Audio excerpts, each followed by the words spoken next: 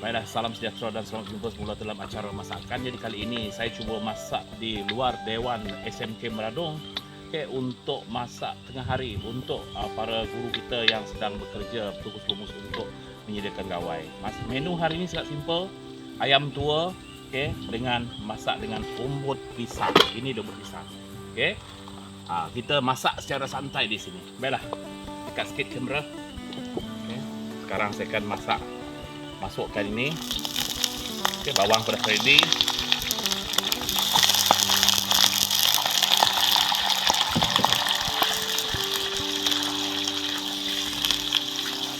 Kita terus kacau. Kita guna biasa saja, bawang merah, bumbu putih tadi, dan juga halia. Kacau dia. Baik, persekitaran kita sini tengok kolam kita. Luas terbentang. Kolam SMK Meradong. Nampak gayanya terbiar tetapi banyak ikan ya.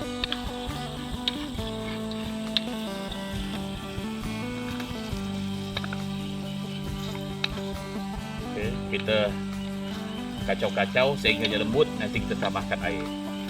Dah tambah air, baru kita masukkan umbut pisang. Pisang lengkik tu, pisang dalam hutan yang kita ambil.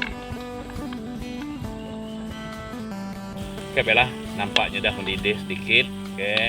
Jadi proses seterusnya kita tambahkan air saja. Ini memang masak secara kampung, tidak ada menu spesial.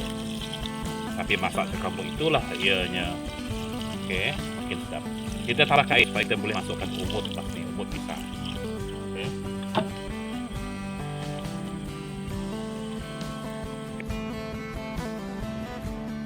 Baiklah, kita sediakan umbut pisang ni.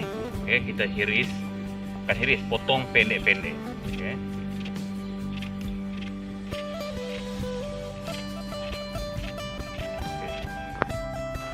Inilah makanan orang Sarawak sebenarnya, yang begitu popular di kalangan orang Iban ataupun orang Borneo.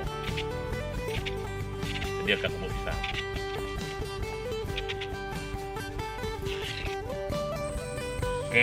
Kawan-kawan, kita sedang buang tali dekat umbut pisang ni. Kalau tidak, nanti lekat dekat kerompong kalau kita makan. Ini proses yang biasa kita buat. Kita bersihkan tali ini supaya dia terlekat.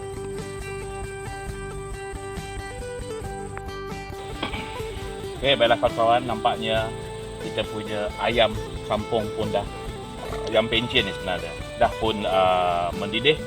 Kita boleh masukkan umbut pisang.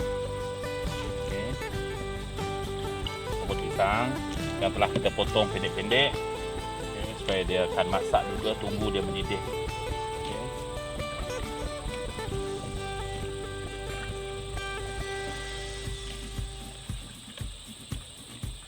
Dan kacau dulu supaya dia masuk untuk masak, dan biarkannya mendidih dulu.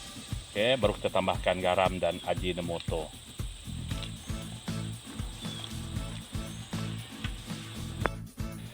Kawan-kawan, sekarang sudah pun mendidih kita punya umbut bersama dengan ayam pencen kita. Kita tambahkan garam dan ajinomoto, paste ajinomoto.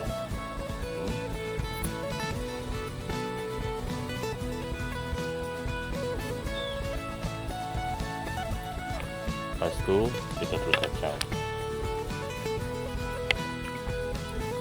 kacau dan tunggu dia mendidih sehingga dia masak. Dah nak masak ni. Kawan-kawan, itulah dia umbut kita yang telah masak sepenuhnya. Umbut pisang bersama dengan ayam tua ataupun ayam pencen. Mohon di subscribe. Terima kasih, bye bye.